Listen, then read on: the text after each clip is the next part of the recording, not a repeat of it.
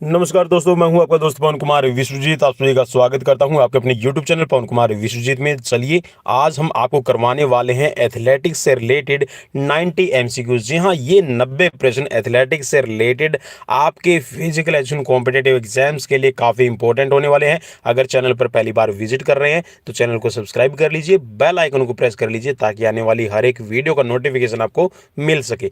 तो चलिए, आज की सीरीज की शुरुआत करते हैं और आज की सीरीज नंबर रहेगी 348 नंबर। जी हाँ, 348 नंबर लाइव एग्जाम्स के लिए हम सीरीज लेकर आ गए हैं। तो जल्दी से अपना पेन और पेपर साथ में जरूर रखिएगा और साथ में शेयर जरूर कर दीजिए अपने साथियों तक और सब्सक्राइब भी जरूर कर लीजिएगा अगर सब्सक्राइब नहीं किया है तो चलिए, पहला प्रश्न आपकी स्क्रीन पर। कौन से खेल को खेलों की रानी कहा जाता है? 4 ऑप्शन स्क्रीन पर है। चलिए, आई होप कि क्वेश्चंस जब एथलेटिक्स से रिलेटेड हम कर रहे हैं तो आपके लिए इजी रहेगा। तो जी हाँ, याद रखिएगा कि जो खेलों की रानी कहा जाता है, क्वींस ऑफ गेम्स, तो क्वींस ऑफ गेम्स या फिर क्वींस ऑफ स्पोर्ट्स जो कहा जाता है वो कहा जाता है एथलेटिक्स को। और अगर आपको ऑप्शंस में, जैसे देखिए अभी भी ऑप्शन में आपको जिम्नास्टिक भी लिखा हुआ दिखाई दे रहा है, तो जिम्नास्टिक को मदर ऑफ ऑल स्पोर्ट्स कहा जाता है। ठीक है, इस चीज़ को भी आप याद रखिएगा। नेक्स्ट क्वेश्चन स्क्रीन पर। एथलेटिक्स स्पर्धाओं का एक अन्य नाम क्या है? जहां जो एथलेटिक्स के आपके इवेंट्स होते हैं उनको किस नाम से जाना जाता है? धावन कला, खेल कूद, जिम्नास्टिक या फिर ट्रैक एंड फील्ड? बिल्कुल, यहां पर राइट आंसर रहेगा track and field. Next question screen पर। 12वीं शताब्दी में किस देश ने ट्रैक एंड फील्ड का नाम बदलकर एथलेटिक्स रखा था? चलिए देखिए, आज भी हम ट्रैक एंड फील्ड कहते हैं, एथलेटिक्स कहते हैं, लेकिन क्वेश्चंस ये है कि जो ट्रैक एंड फील्ड का नाम बदलकर एथलेटिक्स जो 12वीं शताब्दी में किसने रखा था आपको बताना है। 4 ऑप्शन स्क्रीन पर है। चलिए, जो राइट आपको लगे उस राइट पे आप क्लिक कर सकते हैं। तो चलिए, राइट रहेगा यहां पर इंग्लैंड। नेक्स्ट क्वेश्चन स्क्रीन पर। आधुनिक ओलंपिक में एथलेटिक्स को कब शामिल किया गया था? 4 ऑप्शन स्क्रीन पर है। जहाँ जो मॉडर्न ओलंपिक्स हैं उनमें एथलेटिक्स को कब शामिल किया गया है? 4 ऑप्शन स्क्रीन पर। और आई होप कि आपने अपना राइट आंसर चूज कर लिया होगा। तो राइट रहेगा यहाँ पर 1896। जी हाँ, 1896 से ही आपके जो एथलेटिक्स के इवेंट्स हैं वो लगातार हो रहे हैं। Next question. महिलाओं को किस वर्ष ओलंपिक की एथलेटिक्स प्रतियोगिता में भाग लेने की अनुमति मिली थी? 4 ऑप्शन स्क्रीन पर।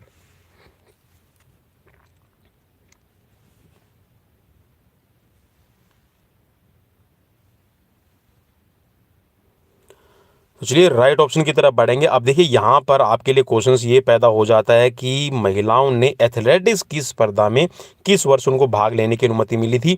तो ये थी 1928 एम्स्टर्डम ओलंपिक। ठीक है, और यहाँ पर 1900 के अंदर, जी हाँ, सन 1900 में ही वीमेंस का पार्टिसिपेशन जो आप कह सकते हैं कि ओलंपिक में होने लगा था। लेकिन जो फर्स्ट टाइम पार्टिसिपेशन है वो 1928, जी हाँ, एथलेटिक्स की जो स्पर्धाएं हैं उसमें 1928 में होने लगा था। Next question. अंतर्राष्ट्रीय एमेच्योर एथलेटिक फेडरेशन IAAF का गठन कब हुआ?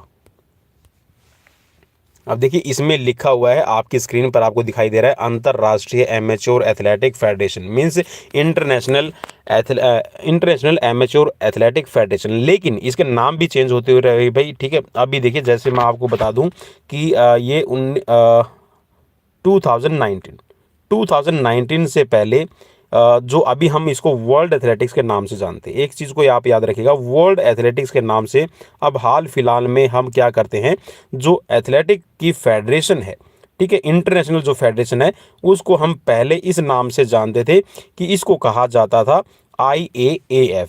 ठीक है, 2019 के बाद में अब इसको कहा जाने लगा है वर्ल्ड एथलेटिक्स।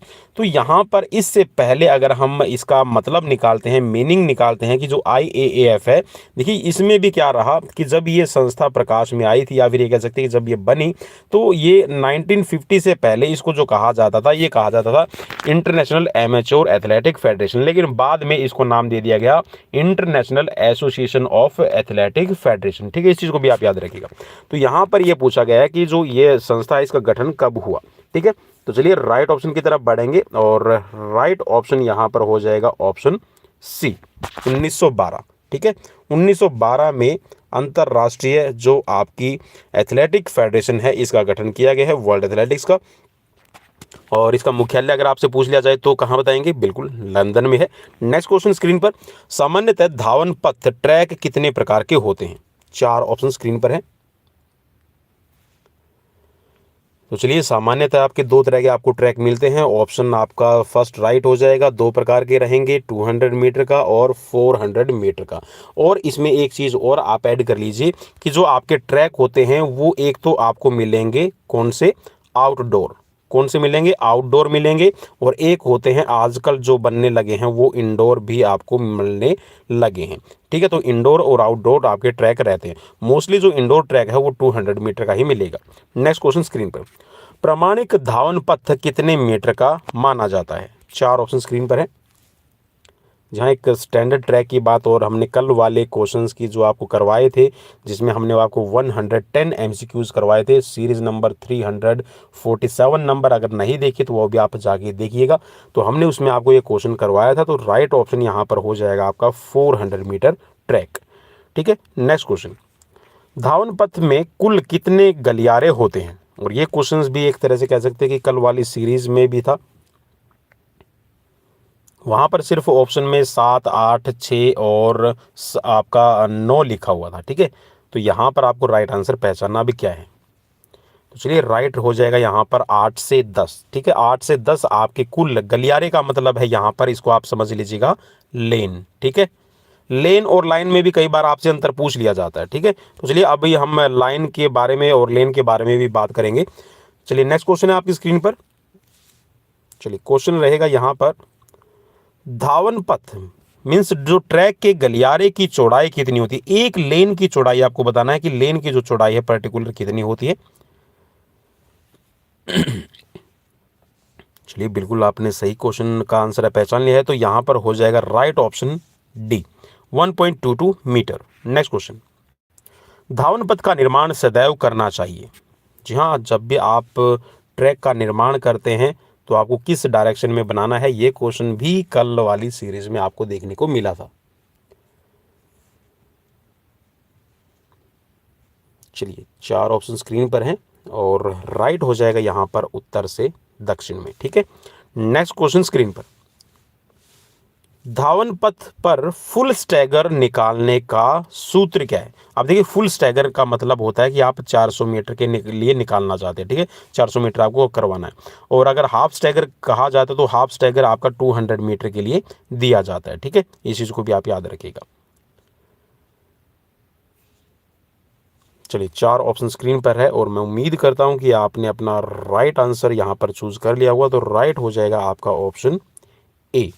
ठीक है, चलिए नेक्स्ट क्वेश्चन की तरफ बढ़ेंगे। और नेक्स्ट क्वेश्चन स्क्रीन पर, अंतरराष्ट्रीय स्तर पर स्टीपल चेज में कितने मीटर की दौड़ होती है? 4 ऑप्शन स्क्रीन पर है। इंटरनेशनल लेवल पर जो आपकी स्टीपल चेज करवाई जाती है और स्टीपल चेज में कितनी बाधाएं हैं, इससे अगला क्वेश्चन भी आपको स्क्रीन पर दिखाई दे रहा है। तो सबसे पहले आप 13 नंबर का आंसर है वो अपना नोट कर लीजिए। तो चलिए, राइट हो जाएगा यहाँ पर 3000 मीटर, 3000 मीटर की आपकी स्टीपल चेज होती है। नेक्स्ट क्वेश्चन स्क्रीन पर है, स्टीपल चेज के अंदर कुल कितनी बाधाएं होती हैं? 4 ऑप्शन स्क्रीन पर। हर्डल कितनी होती हैं आपको बताना है, 4 ऑप्शन स्क्रीन पर है।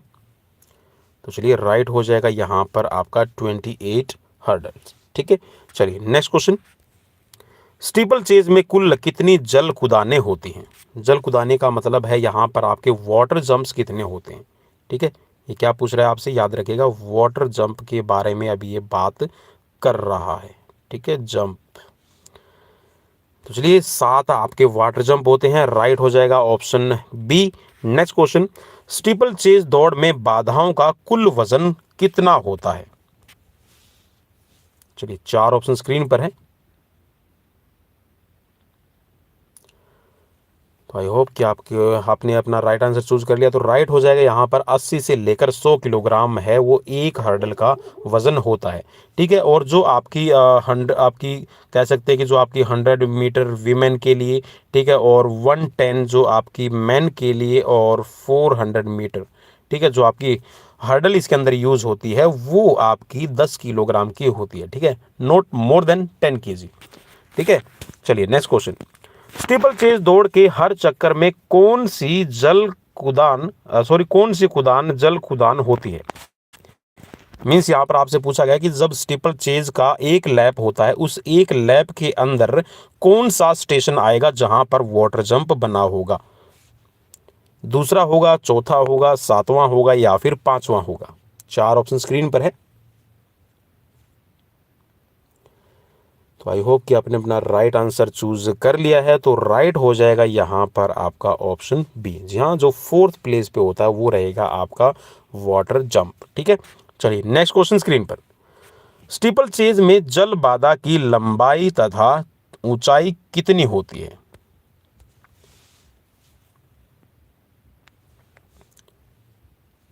चार ऑप्शन स्क्रीन पर हैं।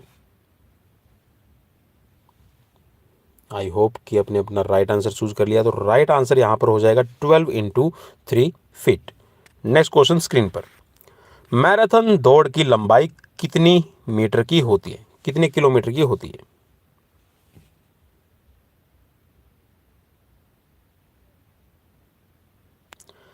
तो चलिए यहां पर आपके लिए जो ऑप्शन ए और सी दोनों ही राइट रहेंगे। तो इसमें आप कह सकते हैं कि आपको एक तरह से एडवांटेज यहां पर मिल गया है, ठीक है। तो दोनों ही ऑप्शन यहां पर राइट रहेंगे। आप देखते हैं कि किसने कौन सा क्लिक किया था, वो तो आप जब कमेंट करेंगे अपना स्कोर तभी पता चलेगा। नेक्स्ट क्वेश्चन स्क्रीन पर, मैराथन दौड़ की लंबाई मीलों में कितनी होती है। चार ऑप्शन स्क्रीन पर।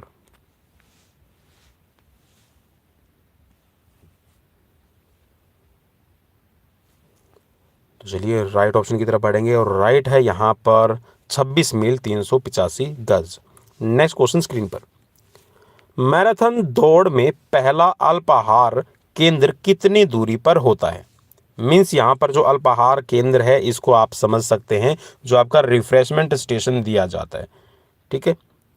और देखिए 42 किलोमीटर आप दौड़ते हैं तो उसमें आपका जो पहला रिफ्रेशमेंट जो स्टेशन है एक तरह से आप समझ सकते हैं कि कुछ दूरी पर दिया होगा, क्योंकि अगर आपको शुरुआत में ही अगर आप रिफ्रेशमेंट लेने लगे, पानी पीने लगे, तो आपकी रेस क्लियर नहीं हो पाएगी। तो भाई जो आपके फर्स्ट 11 किलोमीटर, जी हाँ, आपको 11 किलोमीटर के बाद आपका जो पहला रिफ्रेशमेंट स्टेशन है वो देखने को मिलता है, ठीक है, देखने को मिलता है। आप इसका यूज कर सकते हैं भाई, ठीक है। चलिए नेक्स्ट क्वेश्चन स्क्रीन पर, पुरुषों की बाधा दौड़ कौन कौन सी होती है। चलिए मेंस के लिए कौन कौन सी हर्डल रेसेस होगी वो आपको बताना है। चार ऑप्शन स्क्रीन पर है।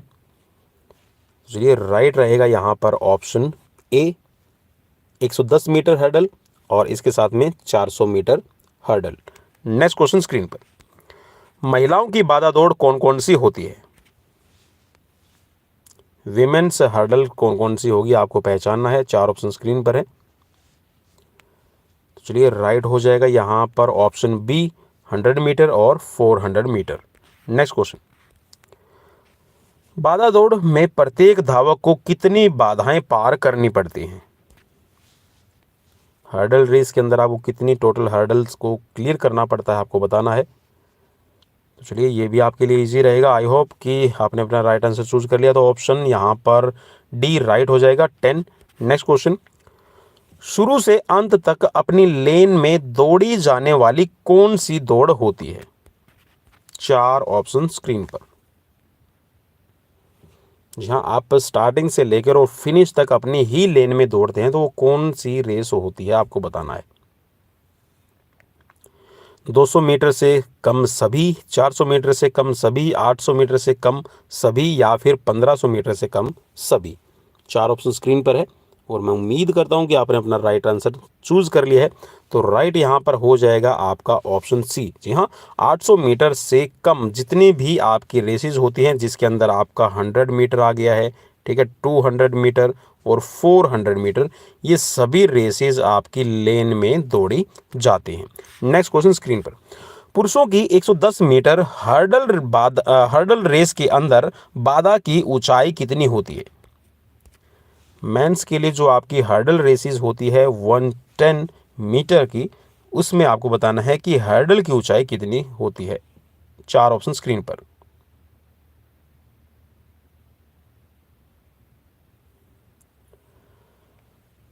तो आई होप कि आपने अपना राइट आंसर चूज कर लिया है, और अगर नहीं किया है तो भाई चलिए मैं आपको यहाँ पर बता देता हूँ, इसमें से सभी ऑप्शंस आपके गलत एक तरह से आप इसको कह सकते हैं कि हो जाएंगे, क्योंकि जो यहाँ पर आप दौड़ते हैं या फिर आप इसमें जो करते हैं, ठीक है, वैसे तो अगर आप इसको करना चाहें तो इसमें आप काउंट कर सकते हैं क्योंकि मीटर में आप इसको लेंगे, ठीक है।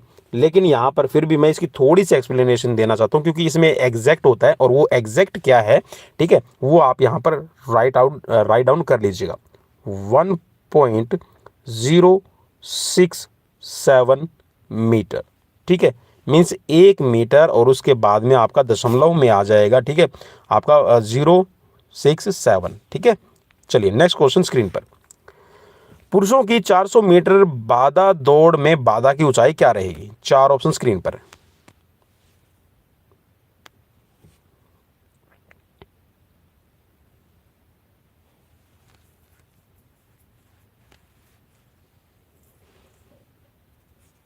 तो चलिए राइट ऑप्शन की तरफ बढ़ेंगे, और राइट ऑप्शन यहाँ पर इसमें हो जाएगा आपका ऑप्शन सी।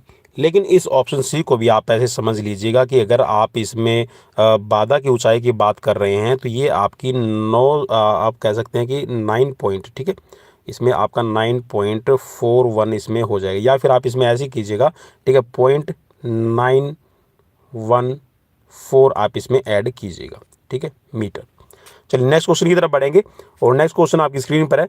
महिलाओं की 400 मीटर बाधा दौड़ में बाधाओं की ऊंचाई कितनी रहेगी? 4 ऑप्शन स्क्रीन पर है, और जो भी राइट लगे उस राइट पे आप क्लिक कर लीजिएगा। 400 मीटर की बात कर रहा है तो ये मेरे हिसाब से आपके लिए काफ़ी इजी रहेगा, और अगर इजी नहीं है तो भाई चलिए फिर भी ट्राई कीजिएगा। चलिए राइट ऑप्शन हो जाएगा यहाँ पर 76.2 सेंटीमीटर। नेक्स्ट क्वेश्चन स्क्रीन पर। रिले रेस में बैटन का भार कितना होता है? चलिए 4 ऑप्शन स्क्रीन पर हैं, और जो भी आपको राइट लगे उस राइट पे आप क्लिक कर सकते हैं।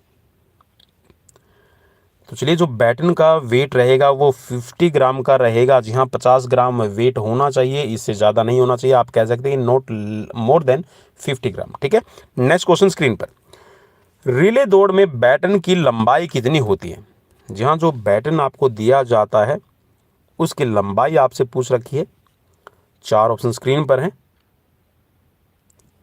तो चलिए राइट हो जाएगा यहाँ पर 28 से लेकर 30 सेंटीमीटर। ऑप्शन बी राइट रहेगा। नेक्स्ट क्वेश्चन स्क्रीन पर है। बैटन की परिधि लगभग कितनी होती है? सरकमफ्रेंस आपको बताना है कितना रहेगा। 4 ऑप्शन स्क्रीन पर हैं मौजूद, और राइट पे आप क्लिक कर सकते हैं।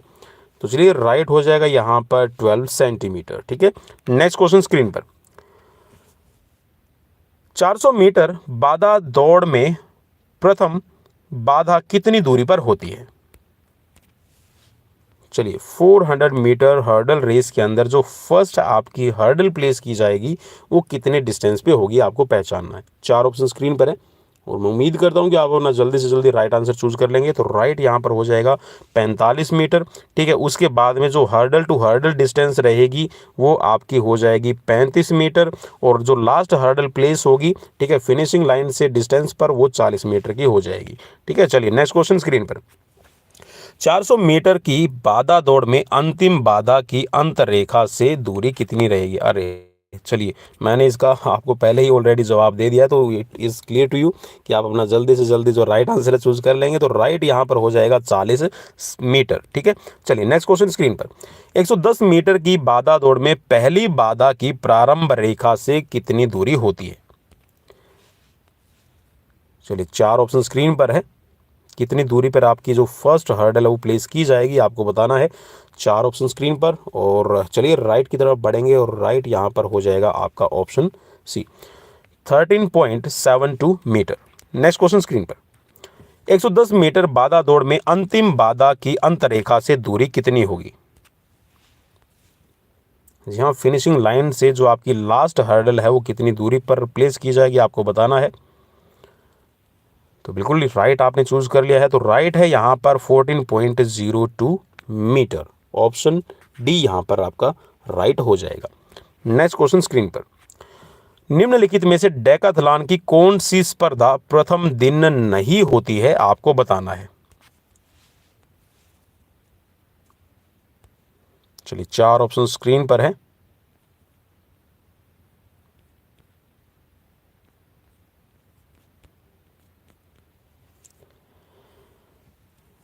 जी हाँ, आपकी फर्स्ट डे नहीं होती है, आपको बताना है। और राइट ऑप्शन की तरफ हम बढ़ेंगे तो राइट है यहाँ पर आपका भाला फेंक। ठीक है, इसमें आप एक छोटी सी जो शॉर्ट ट्रिक है डेकाथलॉन और हेप्टाथलॉन की, वो मैंने एक वीडियो बना रखी है, आप उसमें देखिएगा। 15 मिनट की वीडियो है और उस 15 मिनट की वीडियो में मैंने दोनों ही आपको डेकाथलॉन और हेप्टाथलॉन की ट्रिक बता रखी है कि कौन सा। आप देखिए इसमें जैसे क्वेश्चन में पूछ रखा है कि फर्स्ट डे नहीं होता है, या फिर क्वेश्चन में ये पूछ लिया जाता है कि लास्ट डे कौन सा लास्ट इवेंट होता है, ठीक है, या फिर फर्स्ट डे का पहला इवेंट कौन सा होता है। तो ऐसे आपसे इनमें सीक्वेंस वाइज पूछा जाता है, तो आप वो शॉर्ट ट्रिक याद करके आपको बहुत ईजी रहेगा। ठीक है, वो मैं आपको मैंने जो लिंक है इसका मैं वीडियो के डिस्क्रिप्शन में डाल दूंगा, आप डायरेक्टली वहां पे जा सकते हैं। नेक्स्ट क्वेश्चन स्क्रीन पर, डेकाथलॉन और हेप्टाथलॉन प्रतियोगिता कितने दिन तक चलती है? 4 ऑप्शन स्क्रीन पर है।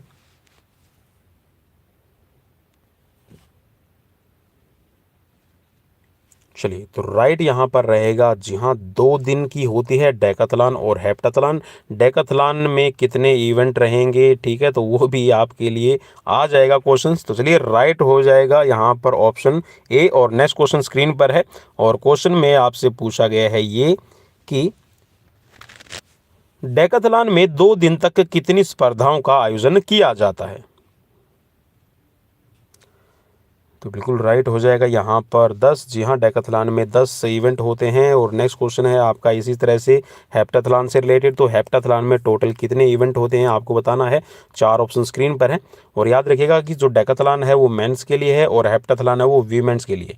लेकिन जो डेकाथलॉन है आजकल जो वर्ल्ड एथलेटिक चैंपियनशिप होती है उसमें आप देख पाएंगे कि जो वर्ल्ड एथलेटिक्स की जो नई आपके कह सकते हैं कि जो रूल्स हैं और जो नए इवेंट्स इसमें ऐड किए गए उसमें डेकाथलॉन है वो वीमेंस के लिए भी है, लेकिन उसमें कुछ एक इवेंट्स में आपका चेंजेस किया गया है।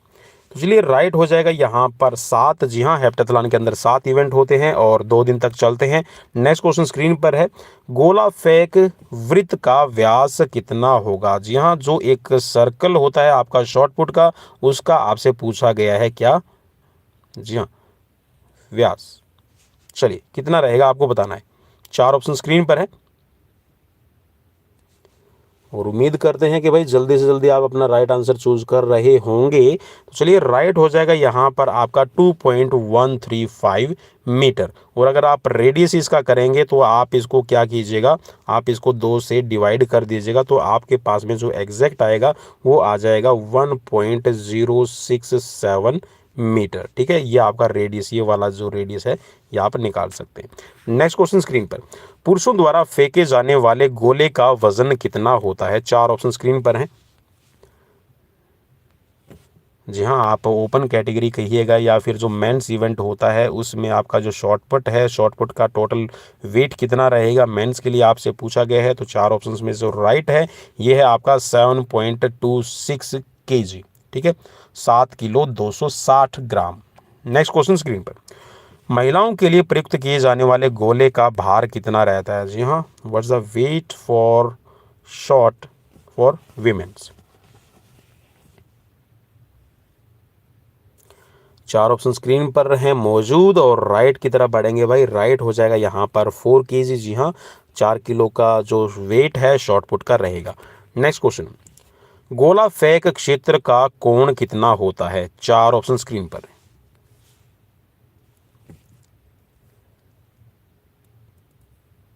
चलिए अब इसमें है ना कुछ साथी बोलेंगे कि सर यहाँ पे तो राइट ऑप्शन नहीं है, लेकिन भाई थोड़ा सा मैं आपको एक चीज़, थोड़ा सा यहाँ पर मैं क्लियर आपको इसलिए कर रहा हूँ कि जो यहाँ पर शॉर्ट पुट का यहाँ पर कोण जो फेक का है, ठीक है, यहाँ पर गोला फेक क्षेत्र का कोण, ठीक है, मीन्स यहाँ पर देखिए इस क्वेश्चंस में अगर आप वैसे देखेंगे जो गोला फेंक है वो कितने जो आपका एक क्षेत्र का कोण पूछा गया है तो आप इसमें यहाँ पे बता सकते हैं। चलिए मैं आपको एक बार थोड़ा सा यहाँ पे मार्क करके बता दूंगा।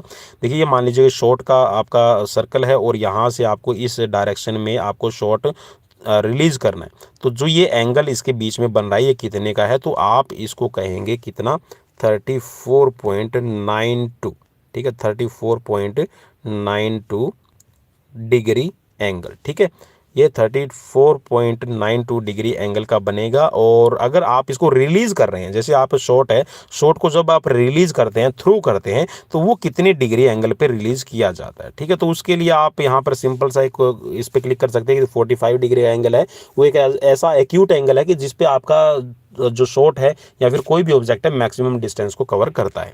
नेक्स्ट क्वेश्चन स्क्रीन पर, निम्नलिखित में से कौन सा गोला फेंकने का स्टाइल नहीं है। जी हाँ, in which of the following is not a style of shot put throw. Orthodox style है, सेल स्टाइल है, पेरियोब्राइन, डिस्को पुट, और चलिए तो राइट हो जाएगा यहाँ पर सेल स्टाइल। जी हाँ, सेल स्टाइल है वो आपका गोला फेंकने का नहीं है, अदरवाइज आपका जो ऑर्थोडॉक्स टेक्निक है और पेरियोब्राइन है और डिस्को पुट है, ये दोनों ही तीनों ही यूज की जाती है। नेक्स्ट क्वेश्चन स्क्रीन पर है, चक्का फेंक वृत्त का व्यास कितना रहेगा। चार ऑप्शन स्क्रीन पर है। जी हाँ, डायमीटर आपसे पूछा गया कितना रहेगा। आई होप कि ये क्लियर हो गया होगा आपको। तो राइट हो जाएगा यहाँ पर 2.50 मीटर। नेक्स्ट क्वेश्चन स्क्रीन पर, पुरुषों के लिए चक्के का न्यूनतम वजन कितना होता है। चार ऑप्शन स्क्रीन पर है।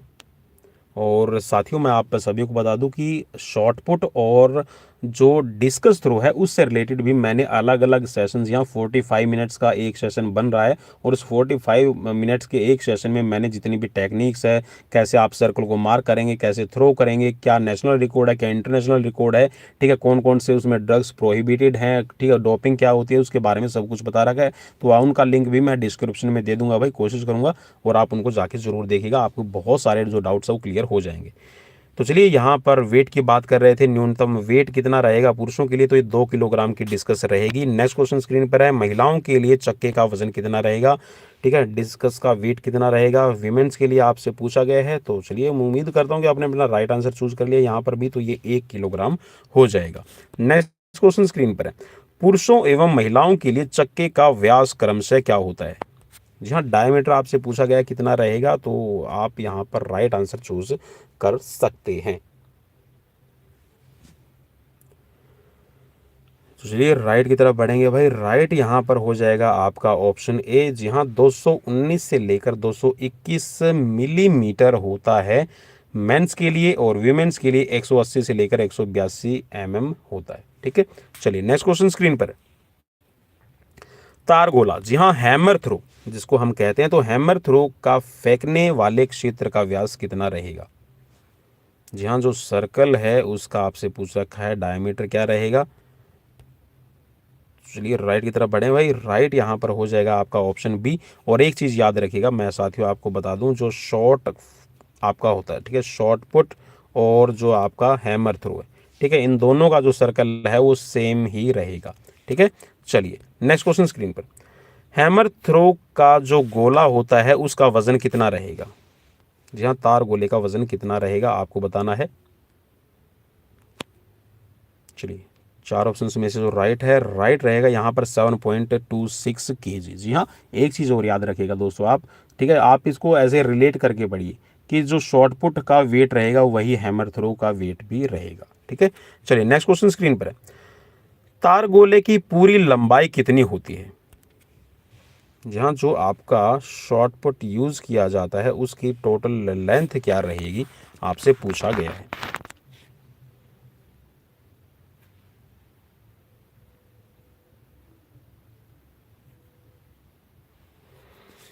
तो चलिए राइट की तरफ बढ़ेंगे भाई, और राइट यहाँ पर हो जाएगा आपका ऑप्शन ए। ठीक है, चलिए अब इसको आप थोड़ा सा ऐसे समझिए कि जो mm लिखा हो ना, mm को आप सेंटीमीटर पढ़िएगा। ठीक है, mm को आपने सेंटीमीटर पढ़ना है। चलिए नेक्स्ट क्वेश्चन की तरफ बढ़ेंगे, और नेक्स्ट क्वेश्चन स्क्रीन पर है आपकी, भाला फेंक क्षेत्र के धावन पथ की चौड़ाई कितनी होती है। जहाँ जो आप जेवलिन थ्रो करते हैं, उस जेवलिन को थ्रो करने के लिए जो आपका अप्रोच रन एरिया है, ठीक है, जहाँ से आप रनिंग करते हैं, उसकी चौड़ाई कितनी रहेगी। चार ऑप्शन स्क्रीन पर है। चलिए राइट ऑप्शन हो जाएगा यहाँ पर 4 मीटर। नेक्स्ट क्वेश्चन स्क्रीन पर, भाला फेंक क्षेत्र का धावन पथ कितना लंबा होता है? चार ऑप्शन स्क्रीन पर।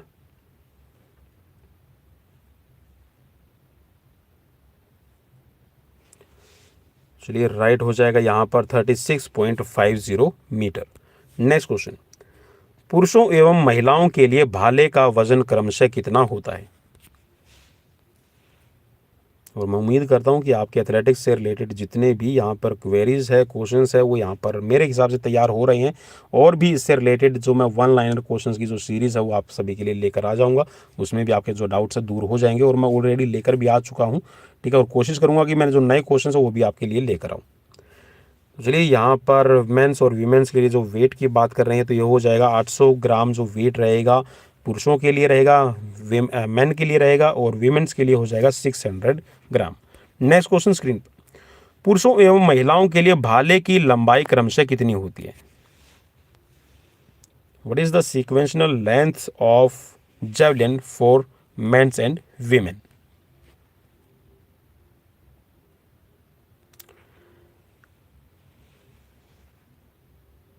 चलिए राइट ऑप्शन की तरफ बढ़ेंगे, और राइट यहाँ पर रहेगा आपका ऑप्शन सी। जी हाँ, 260 से लेकर 270 सेंटीमीटर होता है मेंस के लिए, और वीमेंस के लिए हो जाएगा 220 से लेकर 230 सेंटीमीटर। नेक्स्ट क्वेश्चन स्क्रीन पर, निम्नलिखित में से कौन सा भाला फेंक का स्टाइल नहीं है? Which of the following is not a style of javelin throw? Pen grip style, Spanish style, hard grip style और अमेरिकन ग्रिप स्टाइल। चलिए चार ऑप्शन स्क्रीन पर मौजूद हैं, और राइट आप चूज कर सकते हैं। तो राइट है यहाँ पर स्पेनिश स्टाइल। ठीक है, ये आपकी ग्रिप नहीं है, बाकी आपकी पेन ग्रिप, हार्ड ग्रिप और अमेरिकन ग्रिप ही आपके स्टाइल रहेंगे। नेक्स्ट क्वेश्चन, ऊंची कूद के लिए अवतरण क्षेत्र लैंडिंग पिट की लंबाई व चौड़ाई कितनी होती है? हाई जंप के लिए आपको बताना है कितनी रहेगी यहाँ पर। चार ऑप्शन स्क्रीन पर मौजूद, और चलिए राइट की तरफ बढ़ेंगे। राइट है यहाँ पर 5 × 3 मीटर। चलिए नेक्स्ट क्वेश्चन, ऊंची कूद के लिए धावन पथ सामान्यतः कितना लंबा होता है?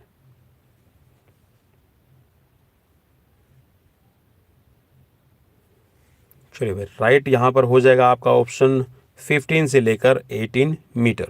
नेक्स्ट क्वेश्चन, ऊंची कूद के लिए प्रयुक्त क्रॉस बार का वजन कितना होता है?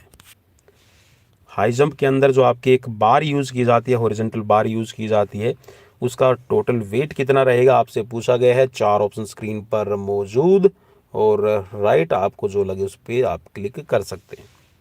चलिए राइट हो जाएगा यहाँ पर 2 किलोग्राम। नेक्स्ट क्वेश्चन भी स्क्रीन पर मौजूद है, ऊंची कूद के लिए मीन्स हाई जंप के लिए जो एक कॉम्पिटिटर होता है उसको एक कूद के लिए कितना समय दिया जाता है? चार ऑप्शन स्क्रीन पर हैं।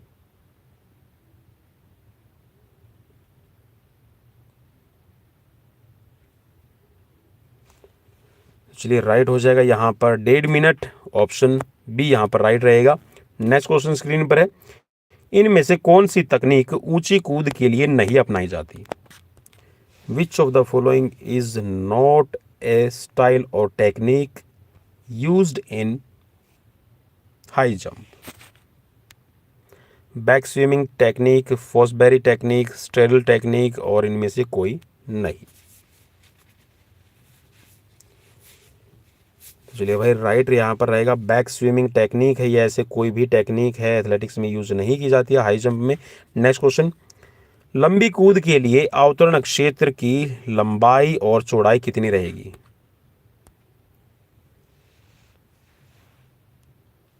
अवतरण क्षेत्र का मतलब होता है जो लैंडिंग पिट होती है उसकी। ठीक है, चलिए राइट यहाँ पर रहेगा आपका 9 × 2.75 मीटर। ठीक है, और इसमें भी आप ऐसा कर लीजिएगा, दो आपका लिखा हो ना 2.75 से लेकर, इसको आप क्या कीजिएगा से लेकर, ठीक है मैं लिख रहा हूँ से लेकर, आप इसको 3 मीटर कर लीजिएगा। ठीक है, चलिए नेक्स्ट क्वेश्चन की तरफ बढ़ेंगे। लंबी कूद के लिए धावन पथ की लंबाई कितनी होनी चाहिए? चार ऑप्शन स्क्रीन पर मौजूद, राइट जो भी आप लगे राइट पे क्लिक कर लीजिए।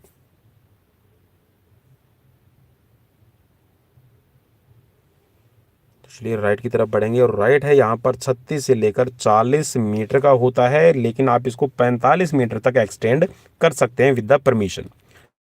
नेक्स्ट क्वेश्चन, लंबी कूद के लिए धावन पथ की चौड़ाई कितनी रहेगी? For long jump what is the width of approach run path? बिल्कुल सही, राइट ऑप्शन हो जाएगा 1.22 मीटर। और नेक्स्ट क्वेश्चन, लंबी कूद के टेक ऑफ बोर्ड की लंबाई और चौड़ाई बताओ। लॉन्ग जंप के लिए जो टेक ऑफ बोर्ड का इस्तेमाल किया जाता है उसकी आपको लेंथ और विड्थ बतानी है। 4 ऑप्शन स्क्रीन पर मौजूद हैं। तो चलिए राइट एज यहाँ 1.22 मीटर की लेंथ रहेगी और विड्थ रहेगी 20 सेंटीमीटर। और अगर इसकी डेप्थ की गहराई की बात करें, मोटाई की बात करें, तो वो होती है आपकी 10 सेंटीमीटर। ठीक है, चलिए नेक्स्ट क्वेश्चन स्क्रीन पर, लंबी कूद के लिए अवतरण लेग में कितनी गहराई तक रेत भरा होता है? अवतरण लेग का मतलब है यहाँ पर जो आपका लैंडिंग पिट बनाई जाती है, उस लैंडिंग पिट में कितनी मोटाई तक, कितनी गहराई तक, आपको कितनी डेप्थ तक है वो रेत को भरना होता है। चलिए 4 ऑप्शन स्क्रीन पर मौजूद और राइट रहेगा ऑप्शन इसमें डी। ठीक है, 50 सेंटीमीटर की गहराई तक होनी चाहिए और इसके अलावा आप और भी थोड़ा सा गहराई का ले के जा सकते हैं उसमें। ठीक है, गहराई तक उसमें आप कर सकते हैं। नेक्स्ट क्वेश्चन, लेकिन 50 मीटर तो एक कह सकते हैं कि नॉमिनल कंडीशन है कि आपको इतना तो करना ही पड़ेगा। नेक्स्ट क्वेश्चन स्क्रीन पर, लंबी कूद की प्रमुख 3 टेक्निक कौन सी हैं? 4 ऑप्शन स्क्रीन पर मौजूद हैं और जो भी आपको राइट लगे उस राइट पे आप क्लिक कर लीजिएगा।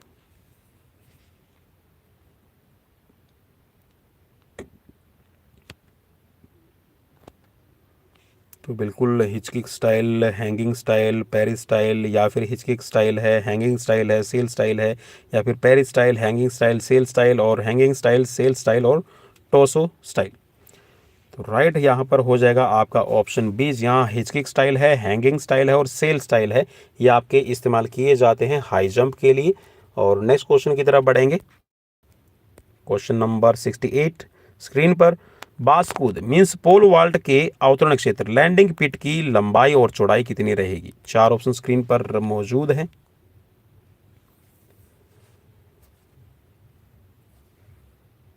चलिए, तो राइट यहां पर हो जाएगा आपका 5 × 5 मीटर। नेक्स्ट क्वेश्चन, बासकूद के दोनों खंभों के बीच कितनी दूरी होती है?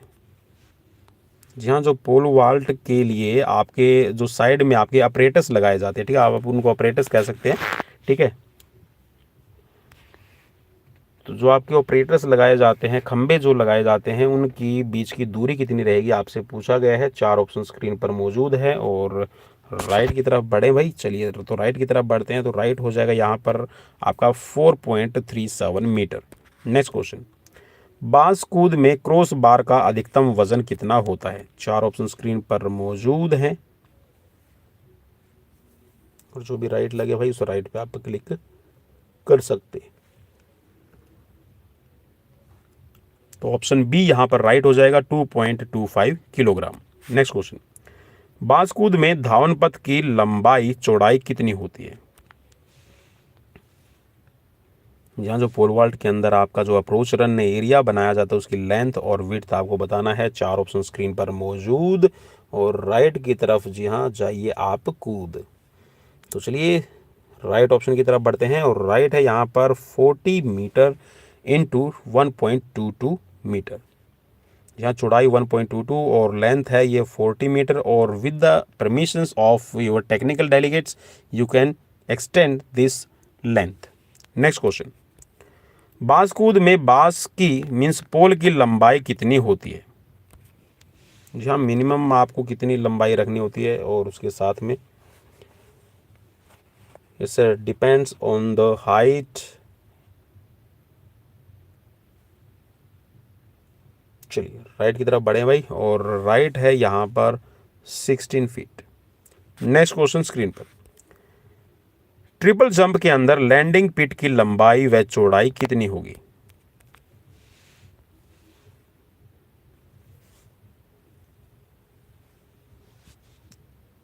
बिल्कुल जी हाँ, जो आपका लॉन्ग जंप का लैंडिंग पिट रहेगा वही ट्रिपल जंप का भी इस्तेमाल होता है।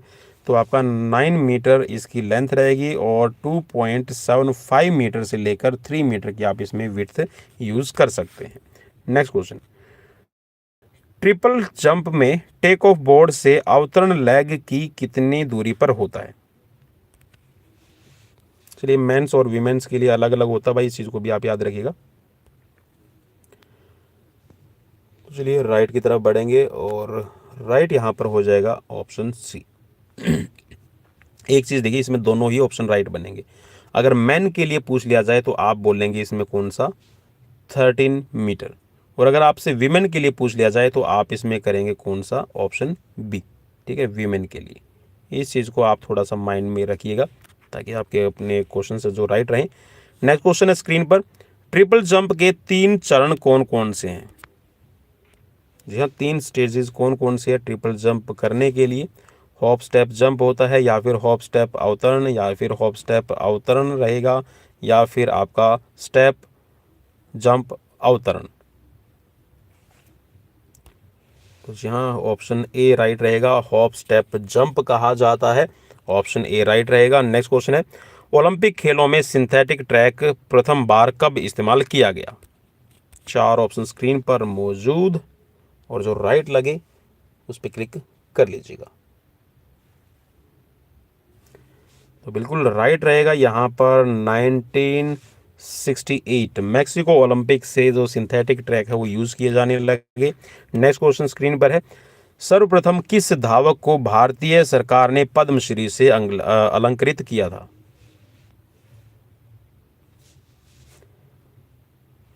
तो ऑप्शन यहाँ पर आपका ए राइट हो जाएगा। जी हाँ, मिल्खा सिंह, और इनको जो ये अवार्ड दिया गया था ये दिया गया था 1959 के अंदर, 1959 में ये अवार्ड इनको दिया गया था। नेक्स्ट क्वेश्चन है, किस भारतीय धावक को हेलम पुरस्कार से सम्मानित किया गया है? राम सिंह, लियो पिंटो, पीटी उषा, मिल्खा सिंह। तो हेलम पुरस्कार, जी हाँ, हेलम अवार्ड दिया जा चुका है मिल्खा सिंह को। ऑप्शन डी राइट रहेगा। नेक्स्ट क्वेश्चन, फर्स्ट एशियाई खेलों में 1951 में जो आपके खेले गए हैं डबल स्प्रिंग विजेता, जी हाँ डबल स्प्रिंट है, स्प्रिंग नहीं, डबल स्प्रिंट विजेता धावक का नाम बताएं।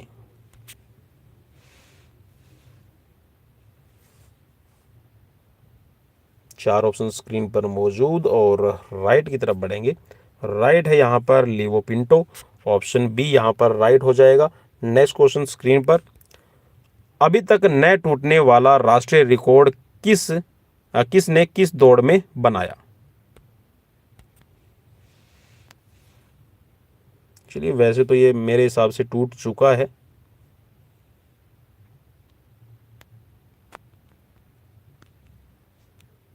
चलिए, राइट ऑप्शन है यहाँ पर Milkha Singh, 200 metre. Next question screen पर, अर्जुन पुरस्कार प्राप्त करने वाला प्रथम धावक कौन सा है? जहाँ 4 ऑप्शन स्क्रीन पर मौजूद हैं। फर्स्ट अर्जुन अवार्ड प्राप्त करने वाला धावक, जी हाँ, धावक का नाम पूछा गया, एथलीट का नाम पूछा गया। 4 ऑप्शन स्क्रीन पर मौजूद हैं। राइट ऑप्शन हो जाएगा G S Randhawa. Option C right रहेगा। प्रथम ओलंपिक में 100 मीटर और 200 मीटर दो स्प्रिंट जीतने वाला खिलाड़ी, यह दोनों ही स्प्रिंट जीतने वाला खिलाड़ी कौन है? आर्चिहॉन, लेवो पिंटो, नॉर्मन प्रिचर्ड और रे एवरी।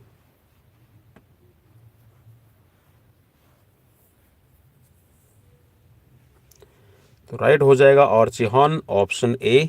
नेक्स्ट क्वेश्चन, लंबी कूद का विश्व रिकॉर्ड 29 फुट और 2.5 इंच किसके नाम है? जी हाँ, 29 फीट और 2.5 इंच।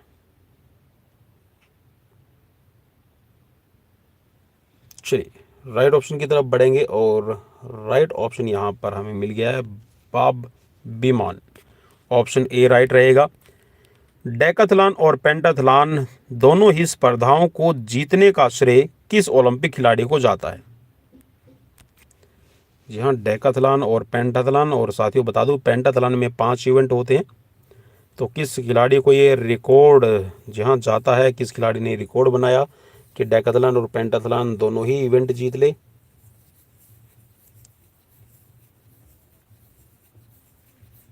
चलिए, राइट हो जाएगा Jim Thorpe, option B. Next question, किस एथलीट ने एक ही दिन में 5 ओलंपिक रिकॉर्ड बनाए? 4 ऑप्शन स्क्रीन पर मौजूद है।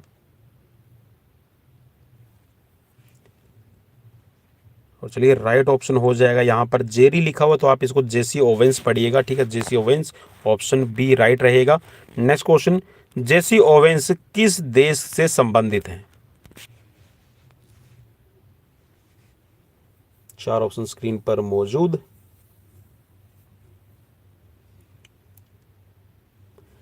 तो चलिए, जेसी ओवेंस आपके अमेरिका से रिलेट करते हैं। और इसके बारे में दोस्तों आपको बता दूं कि 1936 के जो बर्लिन ओलंपिक हुए हैं, इन्होंने इसमें ये रिकॉर्ड बनाए हैं कि 5 ही जो कीर्तिमान है वो स्थापित किए, और इसीलिए इनको जो ट्रैक एंड फील्ड का बादशाह भी कहा जाता है।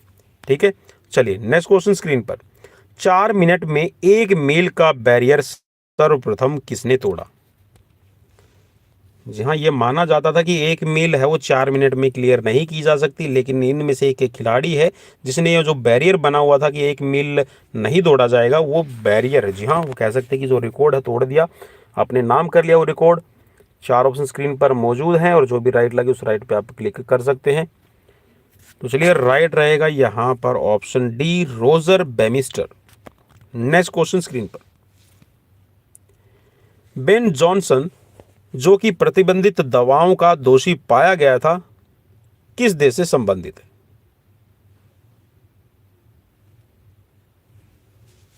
चलिए, तो बेन जॉनसन का देश यहां से पूछा गया है, तो राइट हो जाएगा option C, Canada. Next question, Milkha Singh किस ओलंपिक में कांस्य पदक से चूके थे? 4 ऑप्शन स्क्रीन पर मौजूद।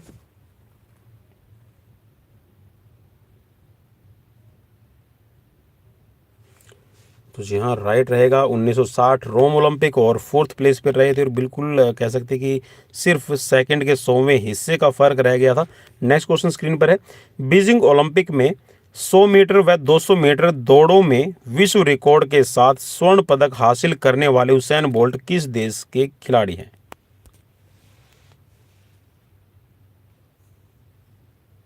चलिए, राइट ऑप्शन हो जाएगा जमैका के उसेन बोल्ट, और इनका जो रिकॉर्ड है वो है 9.58 सेकेंड 100 मीटर के लिए, और 19.19 जो सेकंड का रिकॉर्ड है वो है 200 मीटर के लिए। नेक्स्ट क्वेश्चन स्क्रीन पर, चलिए, हमारे यहाँ पर 90 जो क्वेश्चन है कंप्लीट हो चुके हैं। 2 क्वेश्चन और मैं करवा रहा हूँ आपको। सियोल ओलंपिक में 200 मीटर और 100 मीटर में स्वर्ण पदक लेकर विश्व रिकॉर्ड बनाने वाली महिला खिलाड़ी कौन है? सियोल ओलंपिक 1980 में हुआ है, आप सभी को पता है।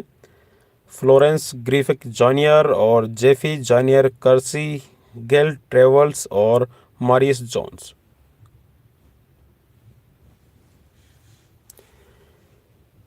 तो चलिए, ये है आपके Florence Griffith junior, option A right रहेगा। और ये है आज का लास्ट क्वेश्चन आप सभी के लिए।